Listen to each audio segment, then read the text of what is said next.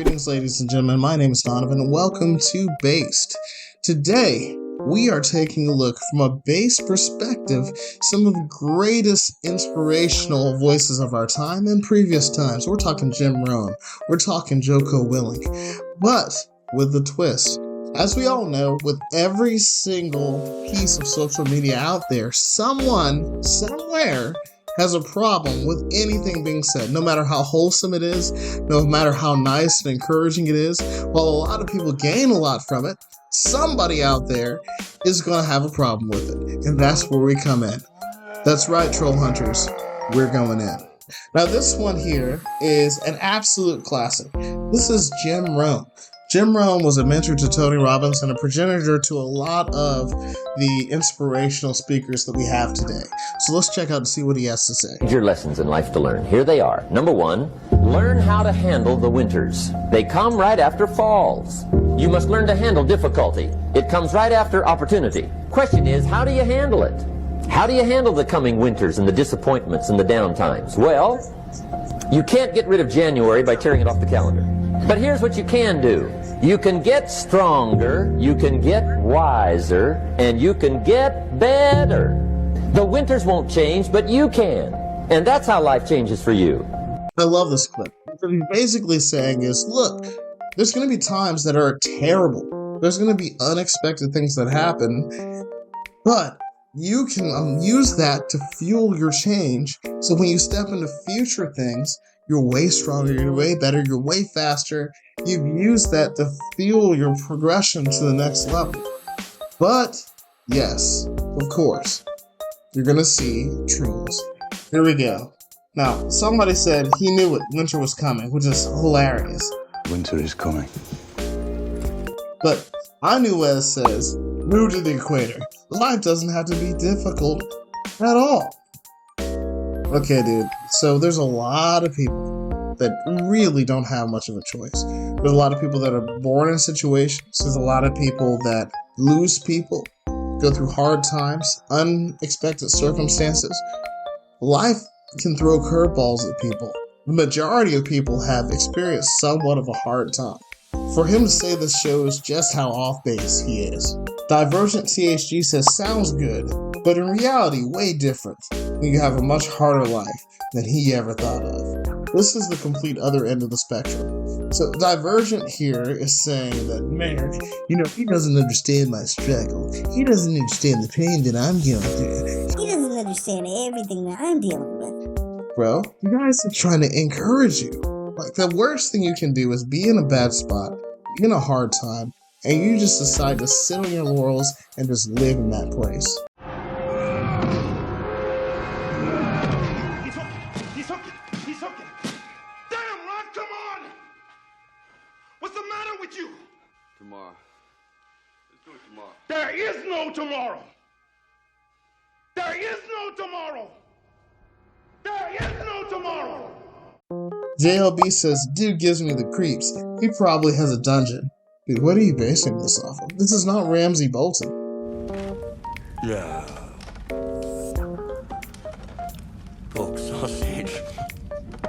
You think I'm some sort of savage? Where in the world are you getting creeped out by a guy saying, prepare yourself for the winter? Prepare yourself for the hard times.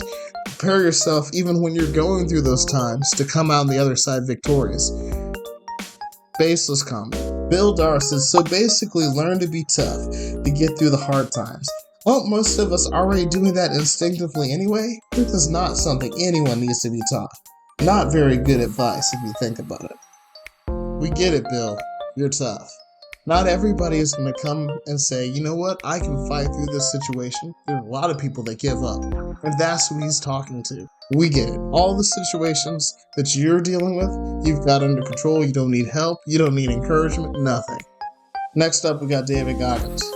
People are always trying to challenge me. So today was the day I accepted the challenge. They were going to go out for a run. And they didn't care how far we went. When the distance is unknown, that's when your mind plays tricks on you. We took off running. Little did they know, when you tell me there's no distance, go as far as you want. That's when you up. there's a start line to quitting. And when you believe the end is near, that's where it starts. I took them on. Past 20, 30, they all dropped off.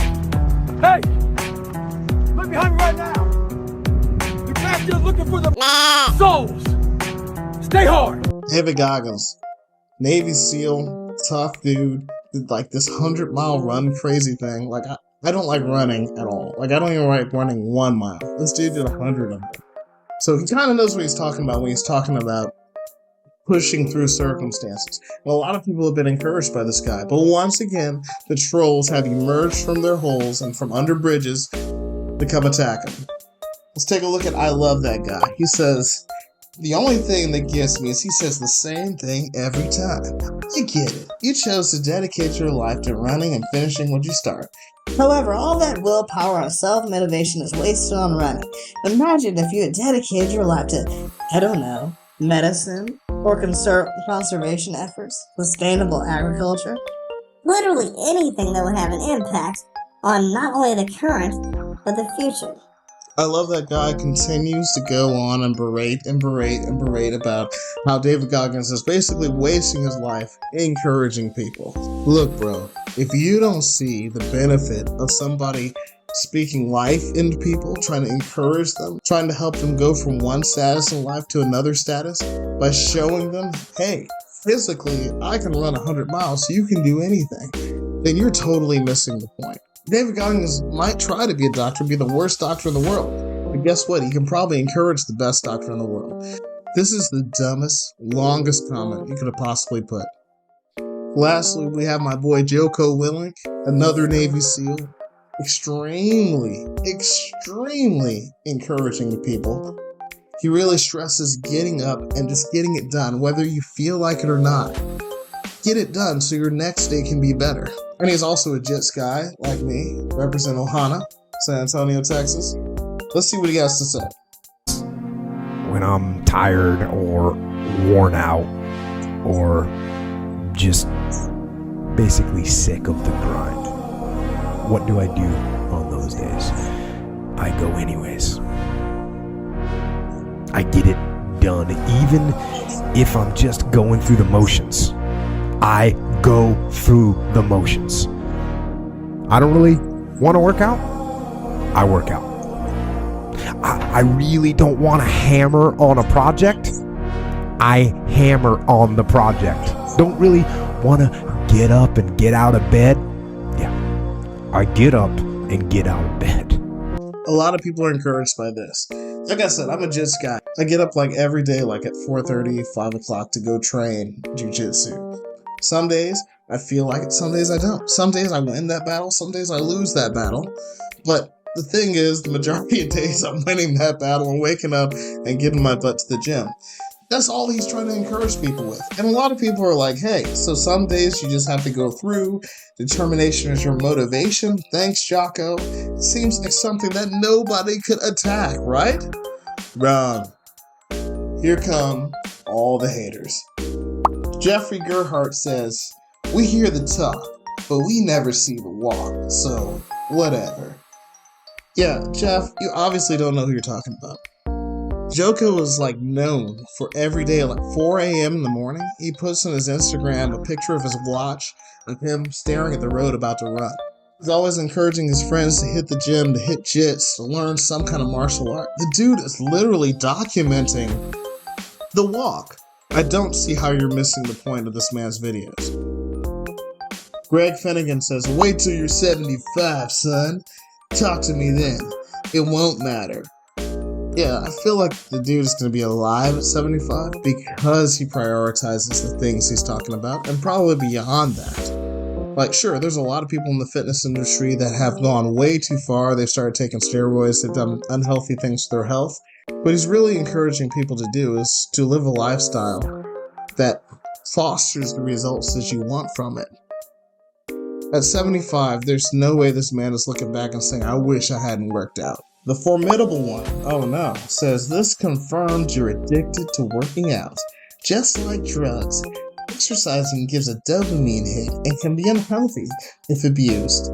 You just have to look at these freakish bodybuilders that just can't stop their addiction.